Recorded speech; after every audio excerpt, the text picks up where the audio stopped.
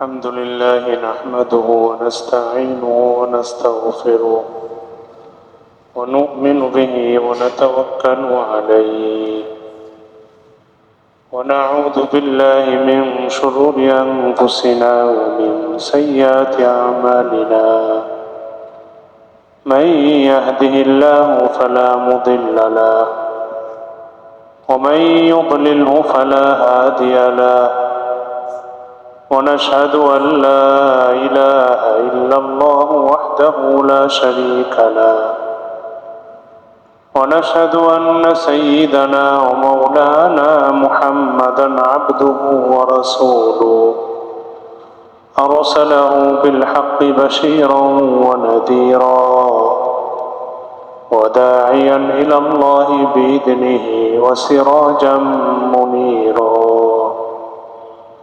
صلى الله تعالى عليه وعلى آله وأصحابه وبارك وسلم تسليما كثيرا كثيرا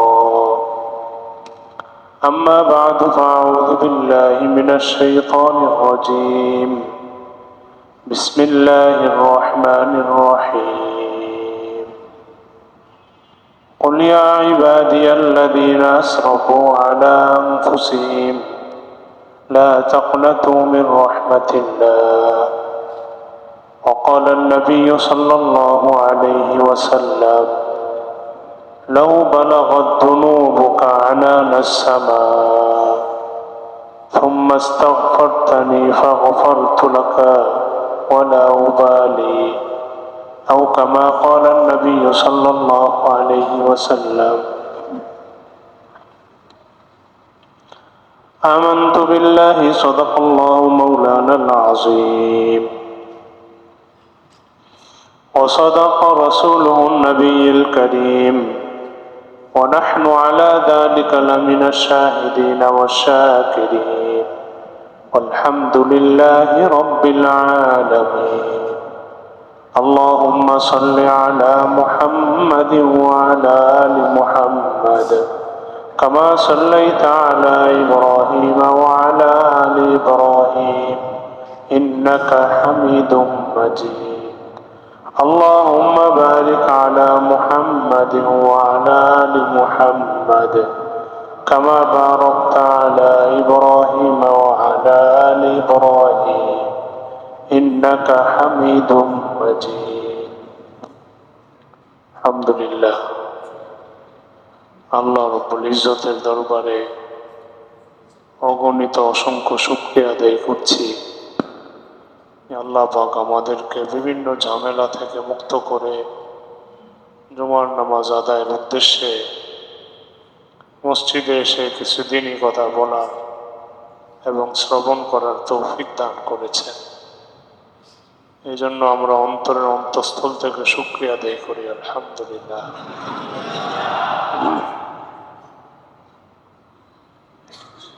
আমরা আলোচনা করছিলাম একটা বিষয়ের উপরে, যে একজন মানুষের জন্য, একজন মুসলমানের জন্য সবচেয়ে গুরুত্বপূর্ণ বিষয় হলো আল্লাহ তাআলার সন্তুষ্টি অর্জন করা।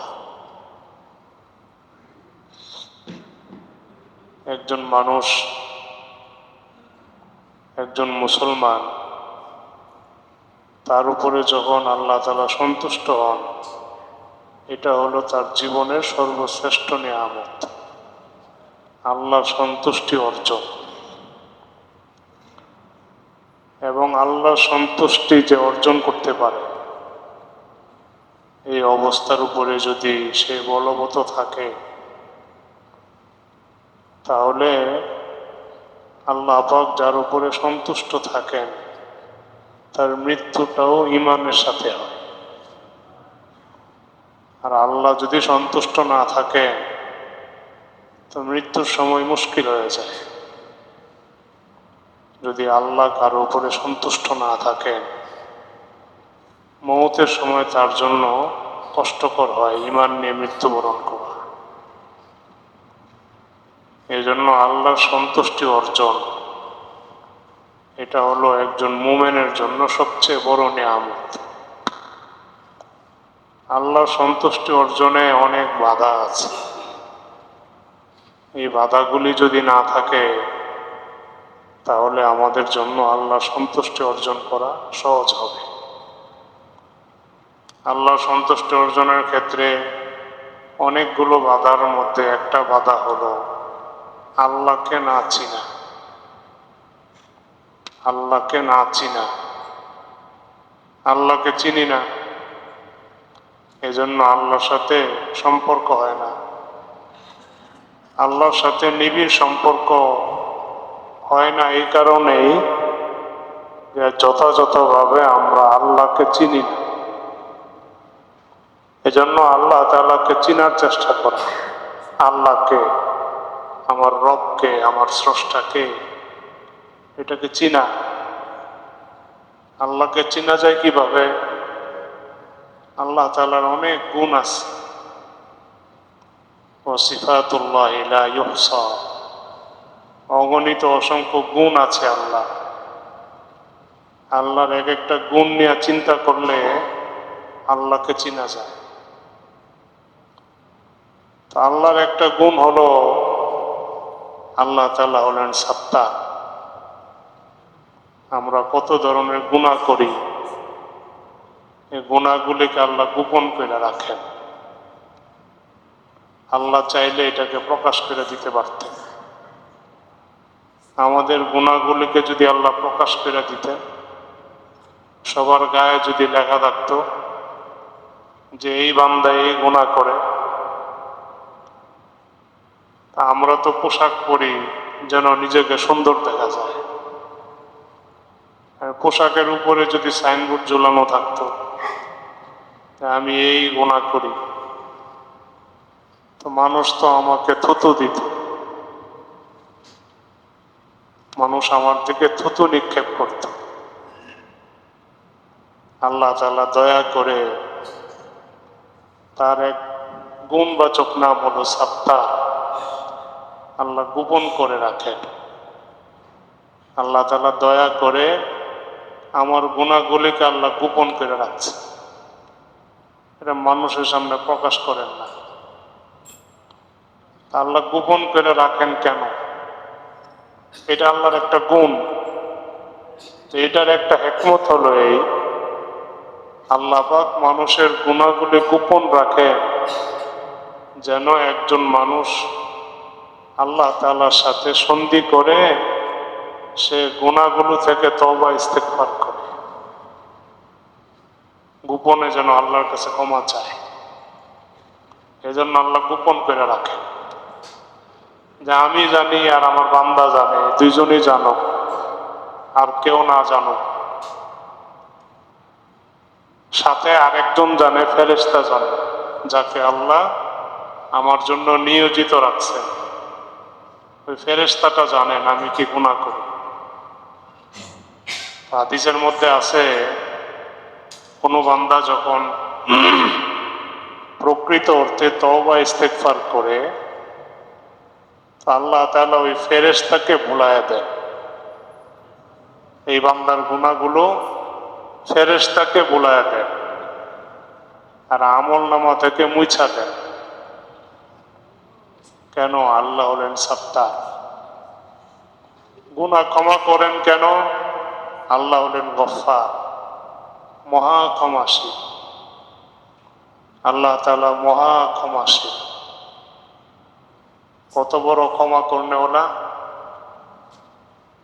যে বান্দার গুনাহগুলি তো আল্লাহ মাফ করেনি, ওই গুনাহগুলো যে আমলনামা থেকে মুছে দেন। আল্লাহ এত বড় ক্ষমাশীল যে গুনাহ ক্ষমা করে ওই খালি জায়গাগুলো নেকি দিয়া ভরে দেন। এমন কে আছে যে নিজের চাকরকে ক্ষমাও করে দেয়, আবার নিজের চাকরের বোনাসও দেয়? দুনিয়াতে এমন কোন মনিব আছে চাকরকে মাফও করে আবার চাকরকে বোনাসও দেয়? আল্লাহ হলেন এমন মনিব। যে তার গোলামকে, যে তার চাকরকে মাফও করেন, আবার তারে বোনাসও দেন। শয়তান আমাদেরকে একটা ধোঁকা দেয়, অনেকের মনে ধোঁকা আসে যে আমাকে কি আল্লাহ মাফ করবেন, আমাকে কি আল্লাহ ক্ষমা করবেন। তো এই ধোঁকায় সে গুনাহ করতেই থাকে, শয়তান তাকে নিরাশ করে দেয় যে আমাকে কি আল্লাহ ক্ষমা করবেন, এত বড় অপরাধীকে কি আল্লাহ মাফ করবেন। এখানে আবার নাস্তিকদের একটা প্রশ্ন আছে। যারা নাস্তিক অথবা যারা ইসলামী জ্ঞানে অপরিপক্ক, ইসলামী জ্ঞানই নাই, তো এরা হলো নব্য নাস্তিক। নাস্তিকতার প্রথম ধাপে থাকে। আমাদের মধ্যে এমন অনেক মানুষ আছে নাস্তিকতার প্রথম ধাপে আছে, তারা ইসলাম নিয়া, কোরআন নিয়া, হাদিস নিয়া, আল্লাহ নিয়া, আল্লাহর রসুল নিয়া, দ্বীন শরীয়ত নিয়া তাদের মনে অনেক প্রশ্ন।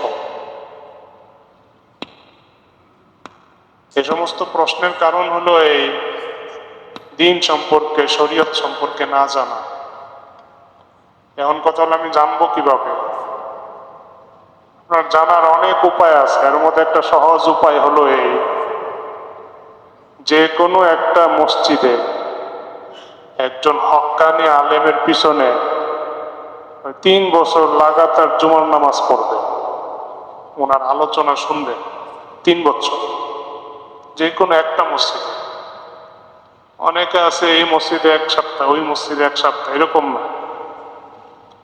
যে কোনো এক মসজিদে যিনি একজন হক্কানি আলেম, ইসলামের জ্ঞান আছে, ভালো বুঝেন কোরআন হাদিস, এমন একজন হক্কানি আলেমের পিছনে কোনো একজন মুসলমান যদি 3 বছর লাগাতার জুমার নামাজ পড়ে, ওনার আলোচনা শুনে, তার ভিতরের যত প্রশ্ন আছে এগুলি সব উত্তর সে আস্তে আস্তে পাবে, নাস্তিকতা দূর হবে। আমাদের সমাজে এজন্য আমরা বলি আপনি একা জুমার নামাজ পড়তে আইসেন না, আপনার সন্তানটারে সাথে করে নিয়ে আসেন, ঘরে রেখে আসেন কেন? বহু মুসলমান এমন আছে, বাবা নামাজি, সন্তান নাস্তিক, নাস্তিকতা সে ধারণ করে, লালন করে। কারণ ইসলাম সম্পর্কে তার অনেক প্রশ্ন, এই প্রশ্নের উত্তর সে কোথাও পায় না। সে তার বন্ধু বান্ধবের কাছে পায় না, কারণ বন্ধু বান্ধব তার মতো মূর্খ। সে তার শিক্ষকের কাছে পায় না, কারণ শিক্ষকও তো অন্ধ, তারও তো দ্বীনের জ্ঞান নাই, শরীয়তের জ্ঞান নাই, সে কোত্থেকে উত্তর দিবে? একটা উত্তর পাওয়ার একটাই রাস্তা, যে লাগাতার দ্বীনি আলোচনা শুনতে হয়, শুনতে শুনতে শুনতে শুনতে সে তার প্রশ্নগুলোর উত্তর আস্তে আস্তে পাইতে থাকে। তো নাস্তিকদের একটা প্রশ্ন, যত অপরাধী করো, গুনাহ করলে মাফ চাইলে আল্লাহ মাফ করে দেন।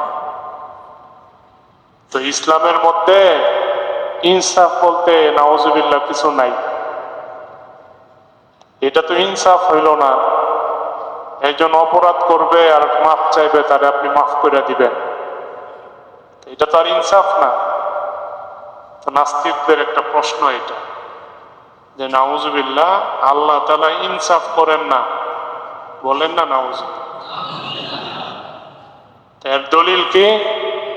এর দলিল হলো এই, তুমি যত বড় অপরাধী হও, তো হুজুররা তো বয়ান করে আল্লাহর কাছে মাফ চাইলে আল্লাহ মাফ করে দেন।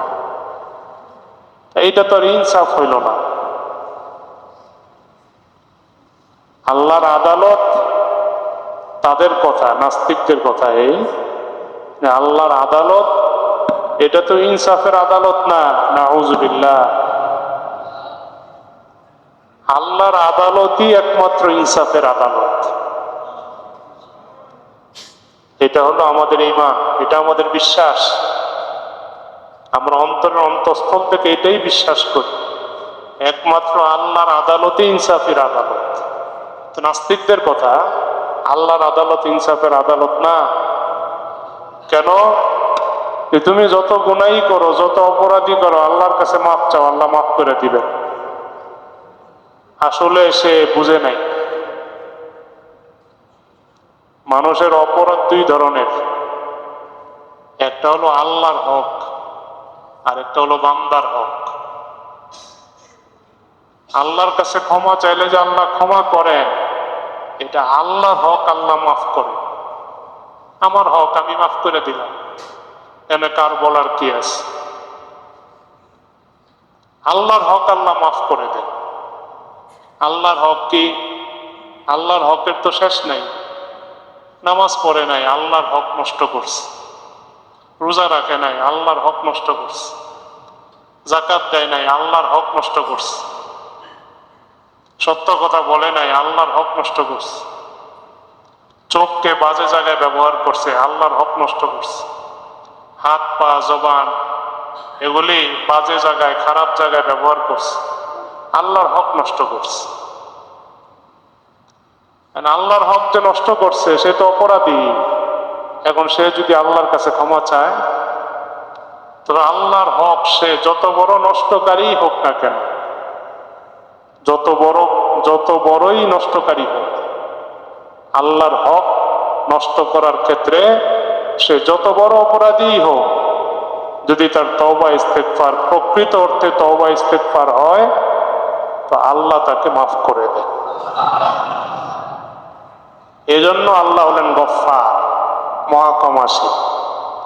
তো বান্দার হক যদি হয়, চুরি করছে, দুর্নীতি করছে, অন্যের হক নষ্ট করছে, অন্যের জমিন দখল করছে, ভাইয়ের জমিন দখল করছে, বোনের জমিন দখল করছে, ভাগ দেয় না, বান্দার হক নষ্ট করছে, দুর্নীতি করছে, চাঁদাবাজি করছে, ডাকাতি করছে, ছিনতাই করছে, বান্দার হক নষ্ট করছে। এমনই ভাবে কাউকে হত্যা করছে, তো হত্যা করা এটা তো বান্দার হক, আপনি তারে কেন হত্যা করবেন? হাদিসের মধ্যে নবী আলাইহিস সালাম বলেন, মুসলমানকে হত্যা করা এটা এত বড় জঘন্য যে মুসলমানকে হত্যা করাই বিনা অপরাধে একজন মুসলমান যদি আরেকজন মুসলমানকে হত্যা করে, এটা হলো কুফরি পর্যায়ের গুনাহ। কুফরি মানে একজন কাফের যে পর্যায়ের গুনাহগার, একজন মুসলমানকে বিনা অপরাধে হত্যা করলে সে ওই পর্যায়ের গুনাহগার হবে। তার মানে সে কাফের যেমন অপরাধী, সে তেমন অপরাধী। কেন? এটা বান্দার হক নষ্ট করছে। নামাজ না পড়লে, রোজা না রাখলে সে কাফের হয়ে যাবে, বিষয়টা কিন্তু এমন না। তো বান্দার হক নষ্ট করলে অনেক ক্ষেত্রে হাদিসের মধ্যে এটা আছে, তার ইমানই থাকবে না, বেঈমান হয়ে যায়। আর একজন মুসলমান যদি অপরাধীও হয়, আমাকে তো হত্যা করার অনুমতি নাই, এটা প্রশাসন করবে, সরকার করবে, হুকুমত করবে। কারো উপরে যদি অপরাধীর কারণে তাকে হত্যা করতে হয়, জনগণ করতে পারবে না, এটা রাষ্ট্র করবে। এটা যে দর্শন করে হত্যা করছে, তো রাষ্ট্র জনগণের হাতে ওই অপরাধীকে ছাড়ে নাই। রাষ্ট্র কি করছে? আদালতের মাধ্যমে তাকে শাস্তি দিছে, মৃত্যুদণ্ড দিছে। এটাই হলো শরীয়তের সিদ্ধান্ত। তুমি কারো উপরে শাস্তি কার্যকর করার অধিকার রাখো না। শাস্তি কার্যকর করবে রাষ্ট্র, না হলে চেইন অফ কমান্ড ভেঙে যাবে, শৃঙ্খলা নষ্ট হবে। তা একজন অপরাধীকে শাস্তি দিতে হইল, এর অনেকগুলো সিস্টেম আছে, সিস্টেম অনুযায়ী হইতে হয়। আমার তো অধিকার নাই। তো যেখানে অপরাধীকে শাস্তি দেওয়ারই অধিকার নাই, সেখানে নিরপরাধ মুসলমানকে হত্যা করা বান্দার হক নষ্ট। বান্দার হকের ক্ষেত্রে আল্লাহর আদালতে সিদ্ধান্ত এই, তুমি যার হক নষ্ট করছো সে যদি তোমাকে মাফ না করে, আমি আল্লাহ তোমাকে মাফ করব না। এটা আল্লাহর সিদ্ধান্ত। এই জন্য নাস্তিকরা যে বলে যে তওবা করলে আল্লাহ সব মাফ করে দেয়, বিষয়টা ভুল। তওবা করলে আল্লাহ মাফ করেন, আল্লাহর হক। বান্দার হক তওবা করলেও মাফ হয় না। এই কথাটা তো নাস্তিকরা জানে না, জানলেও বলে না। বিষয়টা বুঝে আসছে ভাই? তওবা করলে আল্লাহ আল্লাহর হক মাফ করেন, বান্দার হক আল্লাহ মাফ করেন না। বান্দার হক মাফ হওয়ার জন্য যার হক নষ্ট করছে তার কাছে ক্ষমা চাইতে হয়। তো শয়তান অনেক সময় অনেকের দিলে এই জিনিসটা ঢুকায় দেয় যে আল্লাহ তো ক্ষমা, তুমি গুনাহ করো, তুমি এত বড় অপরাধী, আল্লাহ কি তোমাকে ক্ষমা করবেন? না, আমি যত বড় অপরাধী হই, যদি আমি আল্লাহর হক নষ্ট করে যত বড় অপরাধী হই, আমি যদি প্রকৃত অর্থে তওবা ইস্তেগফার করতে পারি, তো আল্লাহ আমাকে মাফ করে। এটা আল্লাহর ওয়াদা। আবার অনেকে আছে তার দিলের মধ্যে একটা ধোঁকা থাকে, ধোঁকা। আল্লাহ তো অপরাধ মাফ করেনি, তা আমি গুনাহ করি না, সমস্যা কি? তওবা করলে তো আল্লাহ মাফ করেই দেন। এবং এই ধোঁকায় আমরা অনেকেই প্রতারিত, এই প্রতারণায় আমরা প্রতারিত। আমাদের মধ্যে অনেকে আমরা এমন আছি, বিশেষ করে যারা নামাজ পড়ে, দিনদার শ্রেণীর, এই প্রতারণায় প্রতারিত যে গুনাহ করলে সমস্যা কি, আল্লাহর কাছে তওবা করবো, আল্লাহ মাফ করবেন। এটা মারাত্মক ধরনের একটা প্রতারণা, মারাত্মক পর্যায়ের প্রতারণা। এক বুজুর্গ ছিলেন হযরত ফুজাইল বিন আয়াজ রহমাতুল্লাহি আলাইহি। ওনার উপাধি ছিল আবিদুল হারামাইন। আবিদুল হারামাইন বলা হতো। আবিদুল হারামাইন মানে উনি মক্কা মদিনাতে জীবনের অধিকাংশ সময় মক্কা শরীফে কাটাইছে, জীবনের সিংহভাগ সময় বাইতুল্লাহতে কাটাইছে, এবং এত বেশি ইবাদত বন্দেগী করতেন যে ওনার উপাধি হয়ে গেছে যে মক্কা মুকাররমায় ইবাদত করনেওয়ালা ব্যক্তি। মক্কা মুকাররমায় ইবাদত করনেওয়ালা ব্যক্তি, তা তাদেরকে বলা হয় আবিদুল। ওনার উপাধি হয়ে গেছিল আবিদুল হারামাইন, যে হারাম শরীফে ইবাদত করনেওয়ালা ব্যক্তি হলেন ফুজাইল বিন আয়াজ রহমাতুল্লাহ। এখন তো নিরাপত্তা জনিত অনেক বিষয় আছে মক্কা মুকাররমায়। আমরা আগে দেখছি 2010, 11, 12, 13, 14 ওই সময়কালে অনেক আল্লাহর বান্দা কেমন দেখতাম যে সে যে মক্কা শরীফে ঢুকছে সে আর বের হইতো না, শুধু ওযু ইস্তেনজা ছাড়া সে আর বাইতুল্লাহ থেকে বের হইতো না। শুকনা খাবার নিয়ে ঢুকতো, বিস্কুট, চিরা, মুড়ি, এগুলি পর্যাপ্ত পরিমাণে নিয়ে ঢুকতো। আর জমজম তো পাওয়াই যায়, তো যখন ক্ষুধা লাগতো তো একটা দুইটা বিস্কুট পান খাইতো আর জমজম পান করতো। আর সারাদিন, দিন রাত 24 ঘন্টা অমুক বুজুর্গকে ওই জায়গায় পাওয়া যায়, ইন্ডিয়ার অমুক বুজুর্গকে অমুক জায়গায় পাওয়া যায়, বাংলাদেশের অমুক বুজুর্গকে অমুক জায়গায় পাওয়া যায়। মানে তাদের জায়গাটাই নির্ধারিত ছিল, 24 ঘন্টার 23 ঘন্টায় ওই এক জায়গায়। তা এখন এই যুগে যদি এমন হয় তো আগের যুগে কেমন ছিল? হযরত ফুজাইল বিন আয়াজ ছিলেন এমন, জীবনের সিংহভাগ সময় বাইতুল্লাহর সামনে কাটাইছে। এই জন্য ওনার উপাধি হয়ে গেছিল আবিদুল হারামাইন, মক্কা মুকাররমায় ইবাদত করনেওয়ালা ব্যক্তি। এখন ইতিহাসে ওনার নাম এইভাবেই লেখা, আবিদুল হারামাইন ফুজাইল ইবনে আয়াজ। আমরা কিতাবাদিতে ওনার নাম এইভাবে পাই। তো ফুজাইল বিন আয়াজ রহমাতুল্লাহ আলাইহি অনেক বড় ইবাদত গুজার ছিলেন আর বড় আলেম ছিলেন, ইসলামের বড় পণ্ডিত ছিলেন। ওনার অনেক ছাত্র ছিল যারা ওনার কাছে দীক্ষা নিত, শিক্ষা নিত। ওনার এক ছাত্রের মৃত্যুর সময় উনি ওনাকে দেখতে গেছেন। মানুষ যখন অসুস্থ হয়, বিশেষভাবে মুমূর্ষ অবস্থায় থাকে, তো আপনজনদের উচিত তাকে দেখতে যাওয়া। তো উনি ওনার ছাত্রকে মুমূর্ষ অবস্থায় দেখা বুঝছেন যে তার সময় আর বেশি বাকি নাই। তো তখন উনি তাকে কালেমার তালকিন করছে। কালেমার তালকিন, কালেমার তালকিন মানে কেউ যদি বুঝে যে একজন মানুষ মারা যাচ্ছে, একজন মানুষের মৃত্যুর সময় নিকটবর্তী, তার আশেপাশে যারা থাকে তাদের উচিত হলো কালেমার তালকিন করা।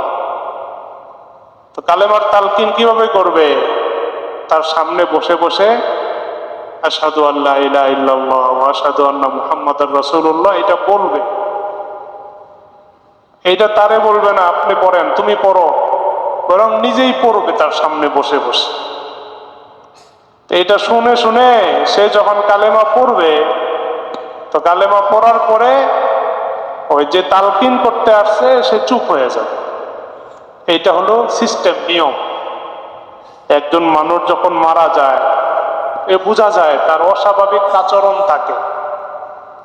সে সবার দিকে তাকায় না, অন্য দিকে তাকায় থাকে। সে অন্য ধরনের কথা বলে, মানে এমন এমন কথা বলে যেগুলো স্বাভাবিক মানুষ বলে না মৌতের সময়। এটা এই জন্যই হয় যে আল্লাহ তাআলা মৌতের সময় পর্দা সরায় দেয়, সে দেখতে পারে। হাদিসের মধ্যে তো আছে মৌতের সময় ফেরেশতারা আসে। তো ফেরেশতা যদি সে বদকার হয় তো আযাবের ফেরেশতারা আসে, আর যদি সে নেককার হয় তো রহমতের ফেরেশতারা আসে। তো রহমতের ফেরেশতারা আসেন, তাকে সালাম দেন, তখন সে আনন্দিত থাকে। আর যদি আযাবের ফেরেশতা আসে তো সে ভীত সন্ত্রস্ত থাকে, এজন্য অস্বাভাবিক আচরণ করে। তো মৌতের সময় বোঝা যায় এই ব্যক্তি মারা যাবে। তো তখন করণীয় কি? যারা কাছে থাকে তারা কালেমার তালকিন করবে, মানে তার সামনে শুধু এটা বলবে আশহাদু আল্লা ইলাহা ইল্লাল্লাহ ওয়া আশহাদু আন্না মুহাম্মাদার রাসূলুল্লাহ, এটা পড়তে থাকবে। এটা তারে বলবে না যে তুমি পড়ো। তো এইটা বললে লাভ কি? এটা শুনতে শুনতে সেও কালেমা পড়ে। এই হলো একটা আমল। আর আরেকটা আমল হলো তার পাশে বসে সূরা ইয়াসিন তেলাওয়াত করবে। হাদিসের মধ্যে আছে কোনো মুমূর্ষ ব্যক্তির পাশে যদি সূরা ইয়াসিন তেলাওয়াত করে তো তার মৃত্যু যন্ত্রণা কমে যায়। আল্লাহ পাক মৃত্যু যন্ত্রণা কমায় দেয়। মৌতের সময় যে কষ্ট, এটা লাঘব হয়, কমে যায়। তো হযরত ফুজাইল বিন আয়াজ রাহমাতুল্লাহ আলাইহি ওনার ছাত্রকে, অসুস্থ ছাত্রকে দেখে উনি বুঝছেন যে আমার ছাত্রের মৌতের সময় ঘনায় আসছে। তো উনি তালকিন করতেছেন, কালেমার তালকিন। তো ফুজাইল বিন আয়াজ বলেন, আমি কালেমা ৩-৪ বার পড়তেই আমার ছাত্র বইলা উঠলো আমি কালেমা চিনি না। মৌতের সময় কেউ যদি এই কথা বলে আমি আল্লাহ মানি না, আমি কালেমা চিনি না, কালেমা মানি না, তো নিশ্চিত তো সে বেঈমান হয়ে মারা যায়। ফুজাইল বিন আয়াজ বলেন, আমি জীবনে যত বেশি পেরেশান হয়েছি এই সময়ের চেয়ে বেশি পেরেশান আমি কখনো হইনি। শেষ মারা গেছে। ফুজাইল বিন আয়াজ বলেন ৪০ দিন পর্যন্ত আমি অস্বাভাবিক ছিলাম, ঘুমাইতে পারতাম না, ইবাদত করতে পারতাম না, শুধু আমি ভিতর থেকে কাইপা উঠতাম যে এটা কি হইল। আমার এই ছেলেটা, আমার এই ছাত্রটা, ফুজাইল বিন আয়াজের ভাষ্য মতে উনি বলেন আমার এই ছাত্র ভালো ছাত্রদের মধ্যে অন্যতম।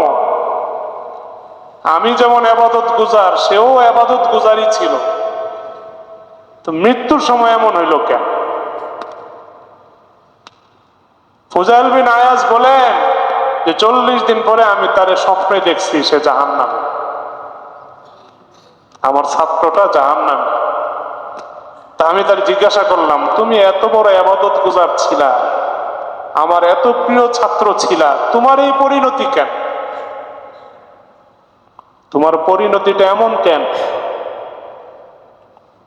তো সে বলছে যে আমি তো ইবাদত গুজার হওয়া সত্ত্বেও, আমি সব কিছু জানা সত্ত্বেও গোপনে 3টা গুনাহ করতাম। এই 3টা গুনাহের কারণে আমার এই শাস্তি। আমি বেঈমান হয়ে মারা গেছি। কি গুনাহ করতাম? একটা গুনাহ হলো আমি চুগলখড়ি করতাম।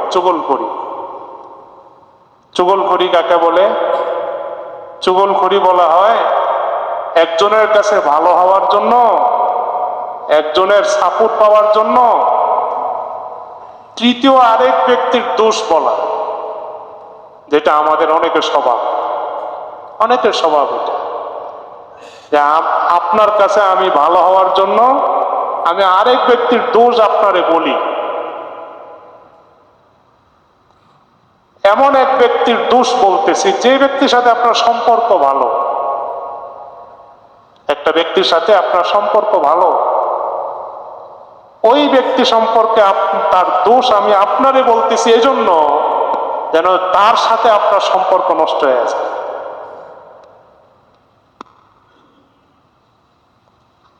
এটাকে বলে চুগলখোর। এরকম অনেকের স্বভাব আছে যে মানুষের দোষ দুইজনের মধ্যে, একজনের দোষ আরেকজনকে বলে দুইজনের মধ্যে সম্পর্ক নষ্ট করে। তো ফুজাইল বিন আয়াজ বলেন, আমার ছাত্র আমাকে বলছে আমি 3টা গুনাহ করতাম, একটা হলো আমি চুগলখড়ি করতাম, আর 2 নম্বর হলো আমার মধ্যে হিংসা ছিল। হিংসা কাকে বলে? একজনের ভালো জিনিস দেখে কামনা করা যে সে এত ভালো কেন, এটা নষ্ট হয়ে যায়। কারো ভালো দেখলে তার ভালো লাগে না, তার ভিতরে অন্তর্জ্বালা সৃষ্টি হয়। একজন ভালো পোশাক পরে, একজন ভালোভাবে চলে, তার জীবনযাত্রার মান ভালো, মানুষ তাকে সম্মান করে, মানুষ তাকে সমীহ করে, মানুষ তাকে ইজ্জত করে, এটা তার পছন্দ না। তাকে কিভাবে অপমানিত করা যায়, তার এই নিয়ামত কিভাবে নষ্ট করা যায়, এই চিন্তা সে করে। এটাকে বলে হিংসা। 2 নম্বর হলো আমার মধ্যে হিংসা ছিল, আমি হিংসা করতাম। আর 3 নম্বর হলো আমি ইবাদত বন্দেগী করা সত্ত্বেও গোপনে মদ পান করতাম, নেশা জাতীয় দ্রব্য পান করতাম। এই কারণে আমার শাস্তি এই যে আমি বেঈমান হয়ে মারা গেছি, পরিণতিতে আমি জাহান্নাম। আমাদের চিন্তা করার বিষয় এটা। কত গুনাহ আমরা করি যেটাকে আমরা গুনাহই মনে করি, আর মনে মনে চিন্তা করি কি আল্লাহ তো গফফার, আল্লাহ ক্ষমা করে দিবেন। এই চিন্তা করে কত গুনাহ করি। জীবনের হিসাব নেওয়ার সময় কি করতেছি আমি? অনেকে আছি চোখের গুনাহ করি, গোপনে অশ্লীল জিনিস দেখি, মারাত্মক পর্যায়ের গুনাহ। গীবত করি, মারাত্মক পর্যায়ের গুনাহ। চুগলখড়ি করি, মারাত্মক পর্যায়ের গুনাহ। আর নেশাজাত দ্রব্য, আমাকে ওই দিন একজন বলতেছে যে হুজুর দলপুরের অলিতে গলিতে নেশা জাতীয় দ্রব্য বিক্রি হয়, এগুলি কারা বিক্রি করে, কারা খায়? এগুলি খায় দেখেই তো বিক্রি হয়। বলে এমন যুবক কম পাওয়া যাবে যে এই যুবক নেশার সাথে জড়িত না। যদি পাওয়া যায় তো 100 জনের মধ্যে একজন। লা হাওলা ওয়ালা কুওয়াতা ইল্লা বিল্লাহ। জীবনে তো আমি আমার চোখে এগুলি দেখিই নাই, আর এখন বলে এগুলি হাতে হাতে। এত গুনারে গুনাই মনে করতেছে। সে যদি মনে করে এটা যে আল্লাহ আমারে মাফ করে দিবেন, এটা আরেক বড় ধোঁকা। মানুষের দিলের মধ্যে যখন গুনাহের ভয়াবহতা অনুভব না হয়, তখন এটা তার কাছে স্বাভাবিক মনে হয়। গুনাহের ভয়াবহতা অনুভব না হলে এটা তার কাছে স্বাভাবিক মনে হয়, আর এটা যখন স্বাভাবিক হয়ে যায় তো সে ইবাদত করতে পারে ঠিক, নামাজ পড়তে পারে ঠিক, কিন্তু পরিণতিটা কিন্তু ভালো হবে না, পরিণতিটা ভালো হবে না। এজন্য আমরা যারা দিনদার ইবাদত গুজার আছি, আপনাদের পায়ে দুইটা হাত রেখা বলি, একটু চিন্তা করেন যে আমি কি করি, আমি যে গোপনে গুনাহটা করতেছি পরিণতিটা কি হবে? আমি তো এটার গুনাহই মনে করতেছি, ব্যাপার দেখে গুনাহই মনে করা হয় না, হিংসা, চুগলখড়ি, গীবত এটাকে গুনাহই মনে করা হয় না, আর নেশাজাত দ্রব্যকে গুনাহই মনে করা হয় না, পরিণতিটা কি হবে? বাইতুল্লাহর সামনে ইবাদত বন্দেগী কইরাও, জীবনের অধিকাংশ সময় ইবাদত বন্দেগীতে কাটায়ও বেঈমান হয়ে মারা যাইতেছে, তা আমার কি অবস্থান আছে? এজন্য ভাই দুইটা বিষয়, একটা বিষয় হলো নিরাশ না হওয়া, আমি যদি প্রকৃত অর্থে তওবা ইস্তেগফার করি আল্লাহ আমাকে মাফ করবেন। আর দুই নম্বর হলো গুনাহকে স্বাভাবিক মনে না করা। প্রত্যেকটা গুনাহ, সেটা ছোট হোক বড় হোক, সেটা অস্বাভাবিক, এটা স্বাভাবিক না, এটা অস্বাভাবিক। আমি এটাকে স্বাভাবিক মনে করতেছি মানে আমার দ্বীন ঈমানের জন্য এটা ভয়ঙ্কর বিষয়। এজন্য আল্লাহ পাক আমাদেরকে গুনাহকে গুনাহ মনে করা, গুনাহকে ক্ষতিকারক মনে করা, গুনাহকে অস্বাভাবিক মনে করার, ভয়ঙ্কর মনে করা আল্লাহ তৌফিক দান করে। গুনাহ থেকে বাঁচার আল্লাহ তৌফিক দান করে। আর প্রকৃত অর্থে যদি তওবা করতে পারি আল্লাহ মাফ করবেন। কেন? আল্লাহ হলেন গফফার, আল্লাহ মহা ক্ষমাশীল।